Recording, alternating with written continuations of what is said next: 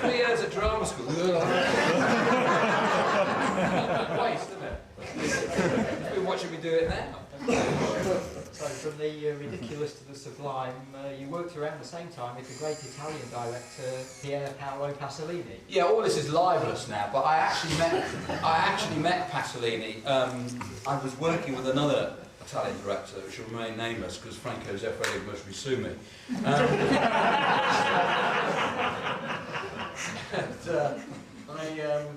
He had a nice juicy part for me to get my teeth into, and I turned it down.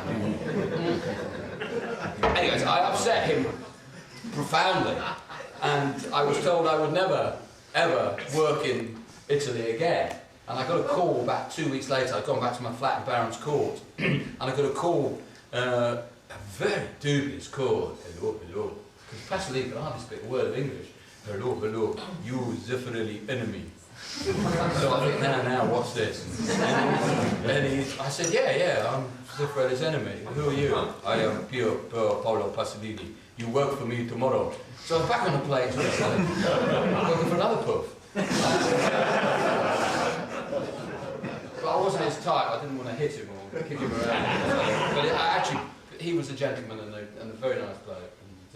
Yeah, he was a friend of mine as well. And the movie, of course, was Pasolini's adaptation of the Canterbury Tales. Which I saw, this is really weird, yeah. 3 nights ago. I had never seen it before. I saw an Italian dub of it 3 nights ago. And in it, of course, there I am, but with an Italian voice. Yes. Which if anyone's seen this version, it's like, which is odd because it's Chaucerian and Italian, which doesn't sound right in any case. And also it's very deep, and there's me, like that, this crazy voice. But I thought it was a good film. Yeah. Was it mentioned in the script that you would have to sort of stand on a balcony and piss over a crowd of about 50 extras? What, I just did it, you mean? Well, I thought, oh hello, fancy anything I can piss over it.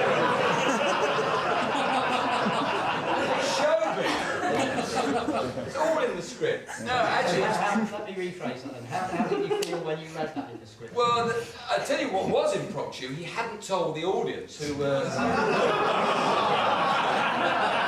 the good people of Chipping Camden. And they had to sit there and they were told the scene was going up on the balcony. And you're right, they ploughed me with cider all day and there was a lot of dialogue to remember. And had I known it was going to be dubbed in Italian, in the end I wouldn't have bothered. But in any case, I learned it all, and of course I've come out and I'm pissing over everybody, doing this Chaucerian, gluttony and nariny and scrangeny and all this, and I'm pissing away, thinking, oh, this is good. And there's these guys, the people from Chipping Camden, what the what's that going on? But of course that was great, so Pasolini's down there, hundreds of cameras getting all these reactions. But then of course, take 2 was a bit of a problem. I didn't fancy downing another 3 pounds of pints of cider. So they then came, they went, and I was handed a pink bottle with a pipe round it, which I had to squeeze. So then the second take, actually, of which there is a bit on a cutaway, I'm squeezing piss. They didn't mind that quite so much. It's all right this time, it's just water, he's got a pump at the back. Okay, Robin. Around the same time, you worked on a couple of movies with the great Sid James. Any memories of Sid? Yeah, Sid was great. He taught me how to play poker. And the other great thing about Sid, this is like before the confession films or anything like that. I always remember him walking down the street, and everyone would go, "Ah, Sid, all right, mate. Oh, Sid." And I was still a bit actorish then. I thought, surely they should say to you, Mr. James. You know, excuse me to trouble you, Mr. James. But he said, no. He said, I tell you what, Robin, it'll happen to you. He said, it'll happen to you, and be ready for it. Because he said, you have that ambiance, you have that, well, I don't know what he was talking about.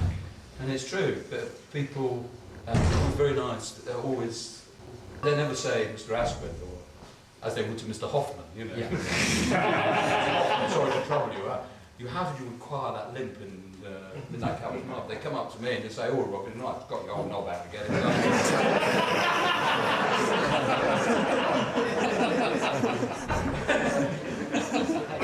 You did Bless This House, and then you got into one of the Carry On films as well. Yes, I did. Was that through Sid, or how did that come about? Well, Bless This House actually was through an actress that I knew very well called Caroline Hawkins, who was in the Fenn Street Gang and all that stuff at the time, which I'd done several episodes, and Please Sir.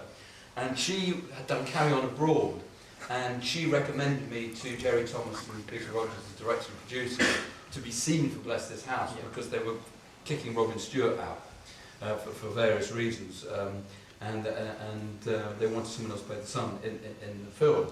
So I was seen and got the part, and they were quite impressed and asked me if I'd like to be in the Carry On film. And so I was in Carry On Girls, and the part I did in Carry On Girls was actually much smaller, because the great line of Barbara Windsor said, "Yeah, your part's getting bigger and bigger." And so that's when I Carry On Girls. And then, to preempt another question, is then I did the confession films, and rather sadly, Jerry Thomas and Peter Rogers never spoke to me again.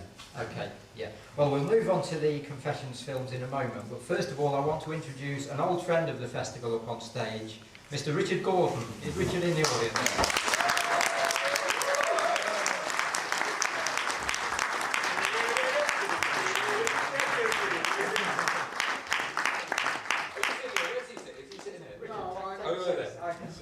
Okay, you can sit there. You still haven't paid me for all. Where's my money? You'll get a royalty report at the end Oh, of the year. very good. Right. I'll just let these guys take over. Tower of Evil, Horror Hospital, two great films. Some of you have just seen Horror Hospital here tonight. Robin appeared in both, again, in a fairly minor role in Tower of Evil. Correct. The star of Horror Hospital. Richard, if I can come to you first of all. Right. What did you see in this guy? Why was he cast in those movies? Well, I had for Tower of Evil, I had a very good and at the time very well-known casting director, Rose Tobias Shaw, who'd done a lot of major films and worked a lot for the major Hollywood studios. And I was introduced to her through a mutual friend, George Baxt, who wrote the original story for Tower of Evil.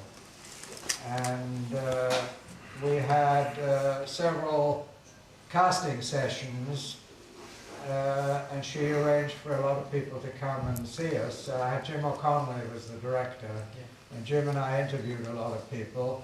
And she was quite friendly with Hazel Malone, who was Robin's agent at the time. So Robin was one of the persons, you know, who was sent over. And I knew his background, and Jim O'Connelly did too. And we thought he'd be ideally suited for that role in Tower of Evil. Okay, now Robin, in Tower of Evil, if I remember rightly, your character seems to be obsessed with the idea of jazz festivals and is talking about sort of that type of music all the time. As though that was almost as though the writers were trying to get the idea of pop music and what are the kids into, but getting it slightly wrong.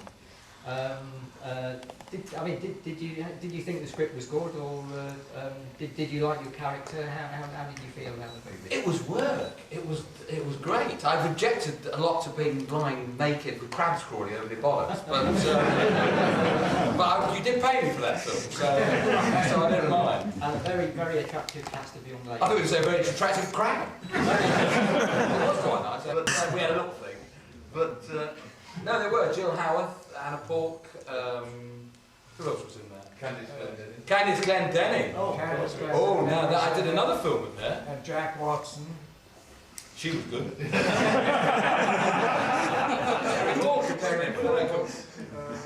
had a very good cast for Tower of Evil, thanks to Rose Tobias Shaw, who was really a first-class casting director. Turned out to be a very good choice to have Robin Askwith, considering he was somebody I knew wouldn't give us any trouble when we told him to take his clothes off.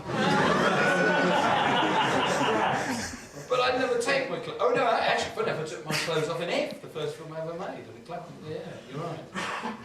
But I actually didn't do that in Tower of Evil. I kept that back. But we had a lot of fun doing Tower of Evil. It was shot at Shepperton Studios, and you know, worked very well. And when it came to doing Horror Hospital, Anthony Balch, who was the director of Horror Hospital, he was familiar with Robin's work as well. And he and I talked about it. And in fact, the script of Horror Hospital was written with the idea in mind that Robin would play the leading role. Okay. And the role was tailored for him. So when did you first hear about Horror Hospital then? I was with my girlfriend at the time, who was a girl called Cheryl Hall, who later married Robert Lindsay. I gave her away, actually, because her father died the day before, but that's another story. And I was with her, and I remember the call. I was in Bethnal Green with Cheryl, and you phoned me from New York. I said, I've got a part for you, we're coming over, going to send you the scripts and everything else. And I loved it. I was making a lot of films at the time. I seemed to be going from film to film. In fact, at the time, just before I did Horror Hospital, I had to go and do some reshoots on a film called Nicholas Alexandra, in which I had a small part in. Actually, it was great going from a film like Nicholas Alexandra, which has a huge budget, where you lie by a swimming pool for 2 weeks, and you're just left there. People forget you're there, but you're being paid, and little envelope comes with per diems. And you go, that's a nice thing about it. And you lie by the swimming pool, and it's sort of turning, I get a bit more tan, and this, that, and the other. And about 3 weeks later, someone will come up and say, look, I'm sorry to trouble you, Robin, you're needed tomorrow. And you go, oh, I'm sorry, I've just got to get this bit done. How would you think you are doing that? And then you go on a film like that, and you go, look, how might be? Get on, I gotta fucking get it!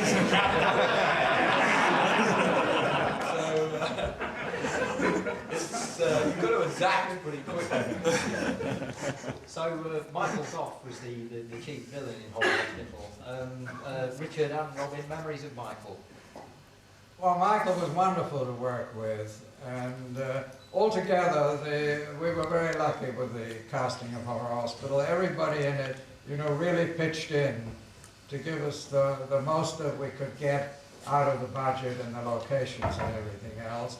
And of course, Robin kept everybody in stitches all through the movie, and gave us all such a wonderful time. For which I wasn't paid. Right.